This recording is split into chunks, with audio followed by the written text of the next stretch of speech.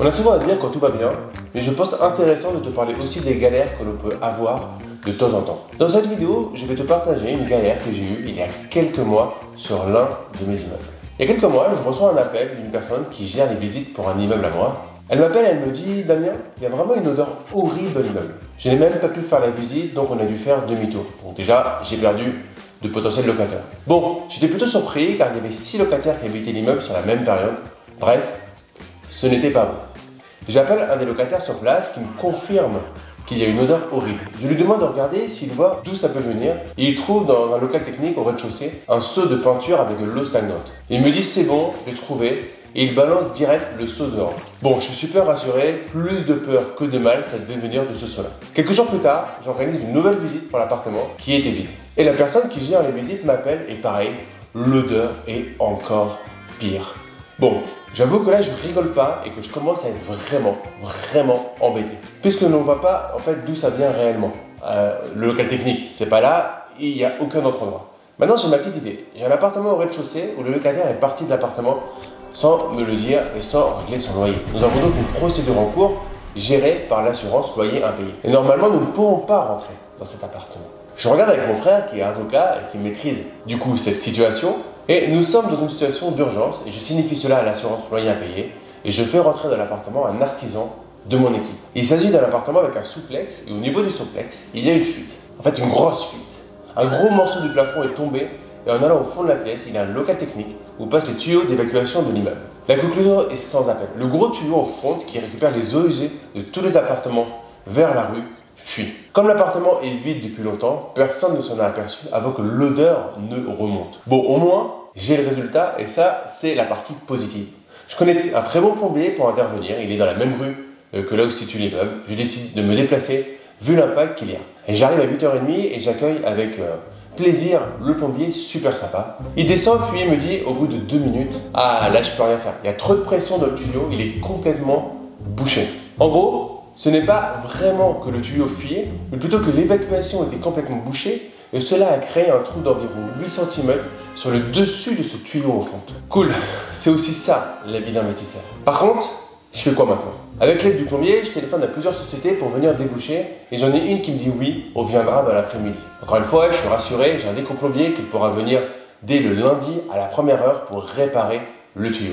Donc le camion pour déboucher arrive au final à 20h, donc je suis dans la part depuis 8h30 le matin. Et comme souvent au début, il regarde le regard de l'immeuble, il me dit « Oh là là, c'est complètement bouché, je peux rien faire ». Je le regarde et lui dis calmement, ou aussi calmement que l'on peut essayer de paraître quand ça fait 12 heures que l'on attend l'intervention, vous ne pouvez pas me laisser comme ça. Au final, comme souvent, il trouve la solution. En fait, c'est au niveau de la rue qu'il y a un souci et que c'est complètement bouché sur environ, je crois, 3 regards encore plus haut. Il débouche tout en haut de la rue et le miracle, tout se vide. Alors je suis soulagé. Premier problème résolu. L'odeur va donc s'arrêter au fur et à mesure, mais il y a un autre souci. Il y a environ 10 cm d'eau usée très écœurante sur le sol du souplex. Donc je dois trouver une société pour venir faire un gros nettoyage et une désinfection. Entre temps, je déclare mon sinistre à mon assurance qui a super bien géré. Donc déjà ça c'est un tracas en moins. Je trouve une société qui se déplace pour faire un premier devis, donc je suis plutôt rassuré. J'étais en vacances avec ma famille au bord de la plage, donc c'était plutôt cool. C'est en train de se gérer et tout. Mais je reçois un appel, bonjour monsieur l'ami, alors on vient d'aller sur place et on est désolé, on ne va pas pouvoir intervenir. En gros, je comprends que même cette partie va être plutôt compliquée. En gros, les sociétés de nettoyage ont l'habitude d'avoir ce genre d'intervention dans des cuves donc très profonds, mais pas très larges. Et moi, dans mon cas, dans le souplex, c'était pas très profond, seulement 10 cm, enfin déjà 10 cm, mais c'était très large.